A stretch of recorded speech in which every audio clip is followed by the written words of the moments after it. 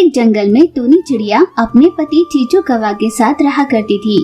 उनकी शादी को पूरे 2 बरस बीत चुके थे, पर अब तक उनकी संतान नहीं हुई थी।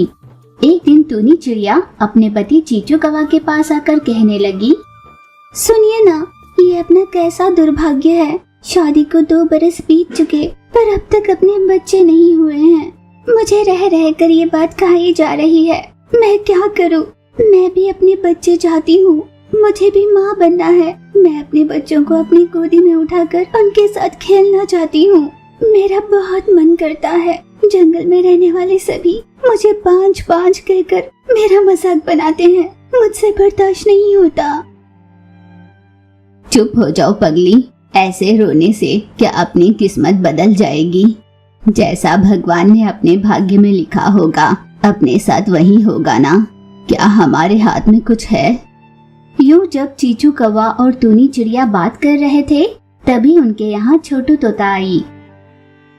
बड़े दिनों बाद अपनी सहेली छोटू तोता को देख टूनी चिड़िया बहुत खुश हुई और उसने कहा, अरे छोटू, तुम यहाँ? तुम्हें देखकर बहुत अच्छा लग रहा है। सुना है तुम्हारी बेटी हुई है। मैं तुमसे मिलना आना चाहती थी, पर हो नहीं पाया। तुम यहाँ अपनी नन्ही सी गुड़िया को छोड़ कर आई हो, तो जरूर कोई खास बात होगी। कहो ना दोस्त। वैसे खास बात कुछ नहीं है। दरअसल हम हमारी बेटी का नामकरण करना चाहते हैं।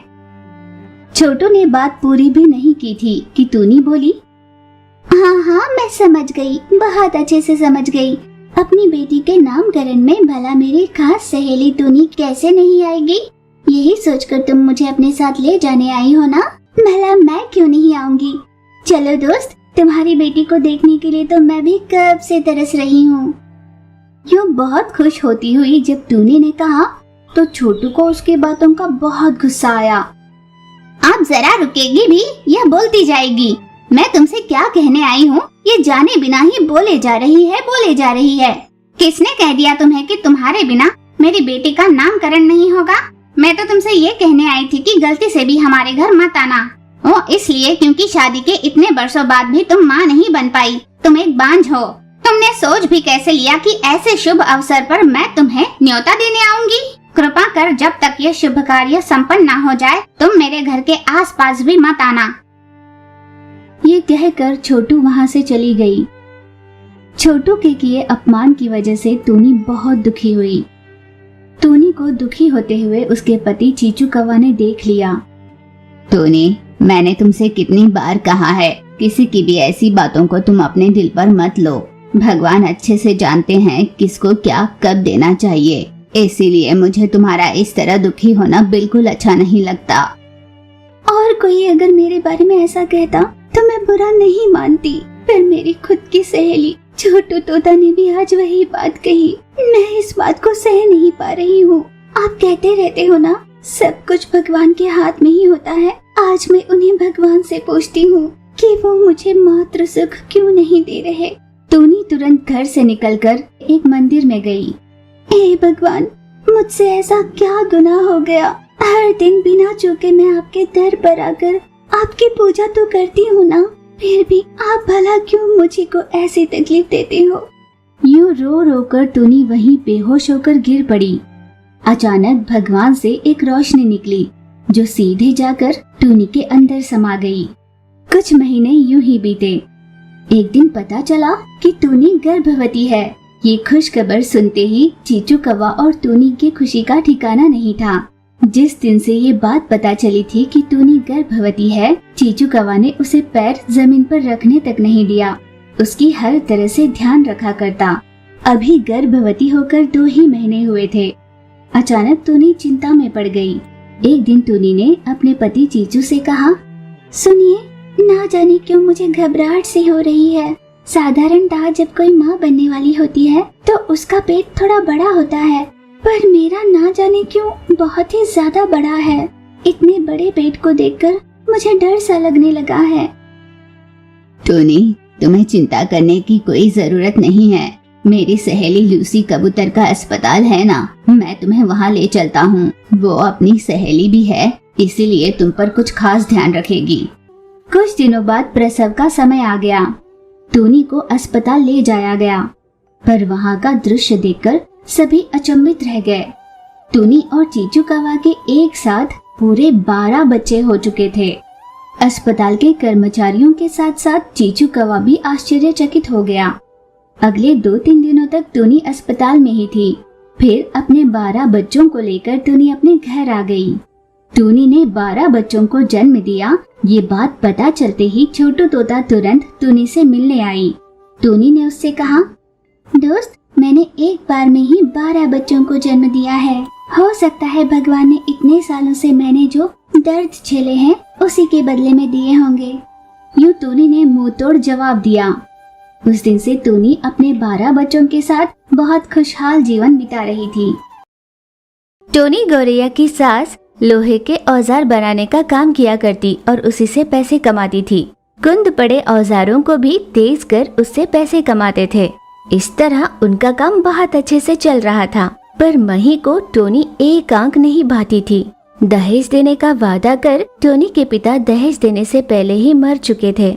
उस दिन से टोनी पर उसकी नाराजगी और ज्यादा बढ़ गई थी। हर छोटी मोटी बात पर उससे लड़ती और कभी कभी हाथ भी उठाया करती। सास के अत्याचारों के साथ ही टोनी अपनी जिंदगी बिता रही थी। एक दिन मही घर बड़े गुस्से में लौटी। अरे ओ करमजली, ना जाने कौन सी घड़ी थी जब मेरे बेटे ने तुझसे शादी की, तब से हम सभी रो रहे हैं। क्या हुआ सासू माँ, आप इतना गुस्सा क्यों कर रही है? मैंने ऐसा क्या कर दिया? पूछ क्या रही हो कि क्या हुआ? तुम्हें इस घर का हिस्सा बनाने का अच्छा खासा नुकसान भुगत रही हूँ मैं। कितने अच्छे अच्छे रिश्ते आए थे, उन सभी को ठुकराकर तुमसे शादी के लिए हाँ कहा ना, वो सबसे बड़ी गलती थी हमारी। अभी कुछ नहीं बिगड़ा, तुम मेरे बेटे को तलाक देकर चली जाओ। भड़की हुई सास ने बहू से कहा, सासू माँ, आज आपको क्या हुआ है? ऐसी बातें क्यों कर रही हैं? पापा जी, पापा जी।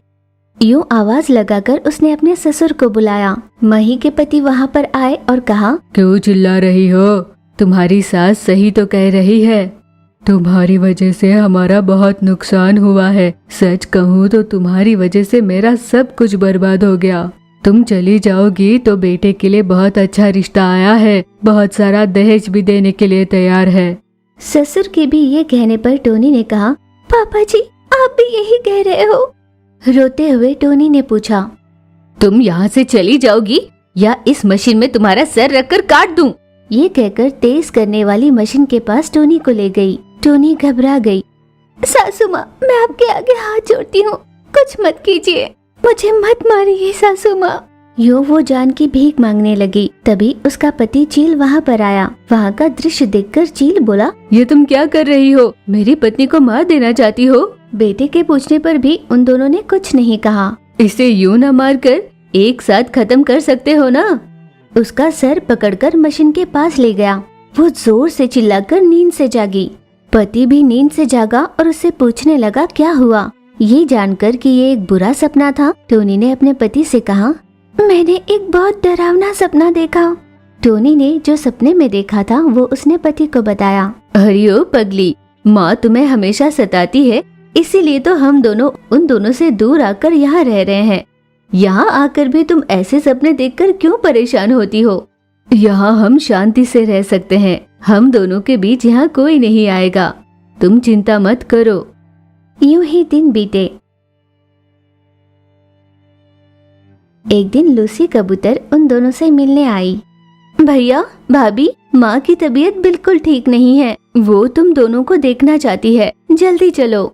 वे दोनों घबराकर तुरंत लूसी के साथ घर चले गए तो देखा सास बीमार होकर खटिए पर लेटी हुई थी। बेटा बहू को देखकर उसने कहा, आओ, जो तकलीफ मैंने तुम्हें दी उसकी सजा दे रहा है भगवान मुझे।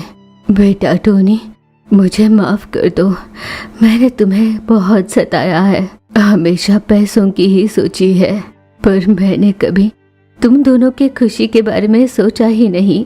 तुम हमारे लिए क्या क्या करती थी, ये तुम दोनों के जाने के बाद इन 3 महीनों में मैंने जान लिया। ये कहते हुए वो बहुत दुखी हो रही थी। सासू माँ, आप इन बातों को अपने दिल पर मत लीजिए, बिना सोचे समझे हम भी यहाँ से चले गए, इस बात का हमें भी बहुत बुरा लग रहा है। टोनी ने भी सास से माफी मांगी। सास बहुत खुश होकर कहने लगी, अब हो सके तो तुम दोनों यहीं पर रहो। जब से मैं शैयाग्रस्त हुई हूँ तुम्हारे पापा जी की भी सेहत अच्छी नहीं रहती। सास की बात पर टोनी ने हामी भरी। फिर से वे सभी साथ में ही रहने लगे। सास और ससुर जी का बहुत अच्छे से ख्याल रखने लगी थी टोनी। धीरे धीरे सास की सेहत ठीक हो गई। बीती सारी बातें भूलकर वे दोनों साथ में बहुत अच्छे से रहने लगे थे। उन दोनों ने किराए का घर पूरी तरह से छोड़कर वापस वहीं पर रहने लगे। सास और बहू के बीच में बढ़ता प्रेम देखकर पति को भी बहुत अच्छा लगने लगा था। घर का माहौल खुशहाल था। उन्होंने लूसी की शादी छोटू तोता से करा दी। लूसी खुशी खुशी अपने ससुराल चली गई।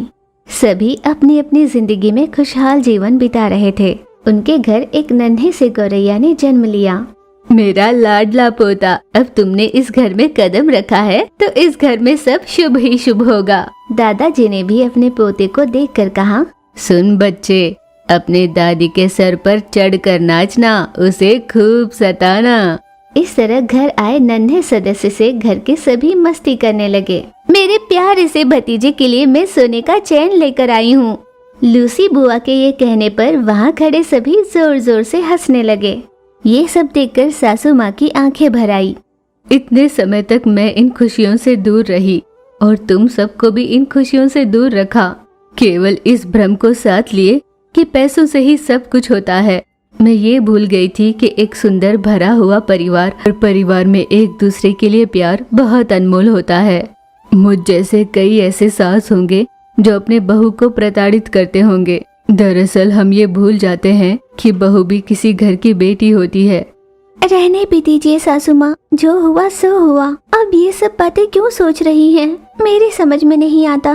टोनी ने सास को सांत्वना दी। लूसी और उसके पति ने भी सास को चुप कराया। दादी माँ, आप मत रो, अब मैं आ गया हूँ ना, अब आपको मैं रुलाऊंगा। ऐसे नन्हे गौरैया ने कहा। उसकी मासूम बातें सुनकर वहाँ खड़े सभी हंसने लगे। इस तरह टोनी का जीवन सुखी जीवन बन गया।